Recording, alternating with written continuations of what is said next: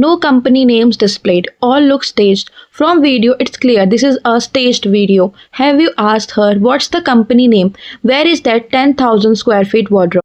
The caption should be Tanya Mittal's fake story tour, not factory tour of Yogaraj Healthcare. Hello guys, welcome back to the Story Truths. आज हम बात करने वाले हैं तान्या मित्तल और पूरी टाइमलाइन ब्रेक डाउन करेंगे कि कैसे वो बिग बॉस में थी और बिग बॉस के बाद उन्होंने अपने स्टेटमेंट्स को कम्प्लीटली फेयर दिखाने के लिए जो टेंट्रम्स या फिर जो भी चीजें वो दिखा रही हैं क्या वो सच है या नहीं। तो बिग बॉस खत्म तो हो गया लेकिन ड्रामा अभी तक खत्म नहीं हुआ है। कभी मामा का घर अपना बताती हैं, कभी किसी और की फैक्ट्री अपनी, अब कभी लग्जरी का शो ऑफ। सवाल सिर्फ ये नहीं है कि तान्या मित्तल अमीर है या नहीं, सवाल ये है कि जो दिखाया जा रहा है वो सच है या सिर्फ एक स्क्रिप्ट इमेज।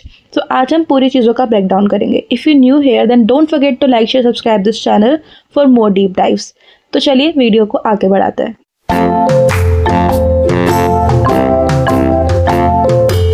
आज हम बात करने वाले हैं तान्या मित्तल का जो रीसेंट एक वीडियो वायरल हुआ है जिसके अंदर एक न्यूज़ रिपोर्टर ने उनके घर के बारे में, उनकी फैक्ट्रीज के बारे में पूरी चीज़ें डिटेल में वीडियो शेयर किया था। तो जो बिग बॉस के अंदर शुरू हुआ और शो के बाद एक फुल फ्लेज्ड पीआर ड्रामा बन गया था।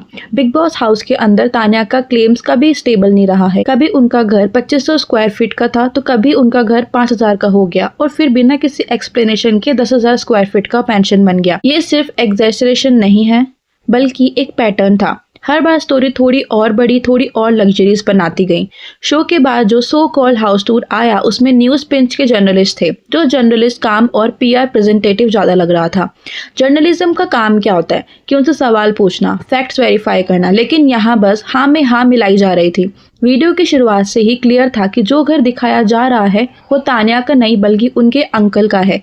फिर भी टोन ऐसा रखा गया जैसे ये उनका पर्सनल एम्पायर हो और उसका प्रूफ भी देने लगा। पूरा नैरेटिव एक डायरेक्शन में पुश किया जा रहा था कि बिग बॉस के अंदर तान्या को बुली किया गया, टारगेट किया गया और विक्टिम बनाया गया। कन्वीनियंटली ये इग्नोर कर दिया गया कि तान्या ने खुद भी सरकाज़म, टारगेटिंग और अननेसेसरी मुद्दे बनाने में पीछे नहीं थी। पानी फेंकना, कचरा फेंकना, पुल इंसिडेंट्स, ये सब बिग बॉस का हिस्सा रहा है, लेकिन सिर्फ विक्टिम कार्ड प्ले किया गया।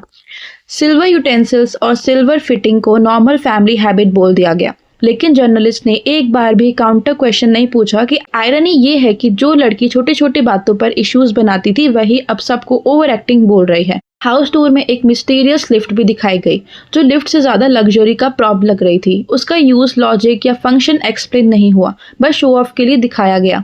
सबसे बड़ा कॉन्ट्रडिक्शन कंप्लीटली इग्नोर किया। अगर फैमिली के पास अनलिमिटेड पैसा है तो जब तान्या मेंटली सफर कर रही थी तब उन्हें शो से बाहर क्यों नहीं निकाला गया? जो खुद को स्पिरिचुअल और मोटिवेशनल बोलती हैं वही बॉडी शेमिंग क्यों करती रहती हैं? जो कहती हैं कि वो पुअर आदमी से शादी कर सकती हैं लेकिन वही एमएलए से शादी की बात करती हैं, और जो फेम और मनी का गोल नहीं बताती हैं वही प्रोड्यूसर के ऑफर पर इतनी हाइपर क्यों हो जाती है?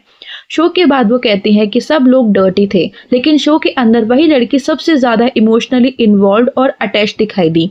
ये सिलेक्टिव मोरालिटी, फेक स्पिरिचुअलिटी और एक्सेसिव मनी शो ऑफ एक ही चीज प्रूव करता है कि केयरफुली पैकेज ड्रामा हो रहा है। अब तान्या कहती है कि वो अपनी इनकम का रियल सोर्स दिखाएंगी। उन्होंने क्लेम किया कि वो कॉन्ट्रासेप्टिव मैन्युफैक्चरिंग बिजनेस चलाती हैं और इसी वजह से उनका लैविश लाइफस्टाइल है। फैक्ट्री वीडियो में प्रोडक्शन प्रोसेस, मशीन्स और लैब दिखाई जाती है, लेकिन स्टाफ उन्हें बॉस बोलता है और क्लेम होता है कि वो मल्टीपल यूनिट्स की ऑनर है।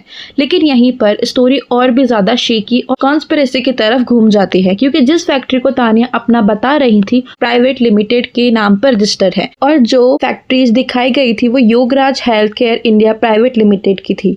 और वहाँ पे डायरेक्टर्स ओनली सिर्फ तान्या मित्तल नहीं थी।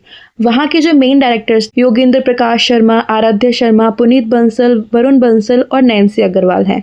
इसमें कहीं पे भी तान्या का नाम मेंशन है ही नहीं। तो अगर ऐसा है तो तान्या उसको अपनी फैक्ट्री कैसे बता सकती हैं? और तान्या मित्तल जिस कंपनी को सच में ओन करती हैं उन्होंने उसका नाम मेंशन तक नहीं किया, इवन उसका टूर भी नहीं दिया। अगर हम इंटरनेट पे सर्च करें तो तान्या मित्तल का सो कॉल्ड बिजनेस ब्रांड वो चलाती हैं, handmade with love by Tanya, और उसमें वो हैंड क्राफ्टेड हैंडबैग्स, साड़ीज और अदर फैशन एसेसरीज भी बेचती हैं। तो अगर फैक्ट्री किसी और के नाम और कंट्रोल में है तो तान्या खुद को ऑनर क्यों प्रोजेक्ट कर रही थी?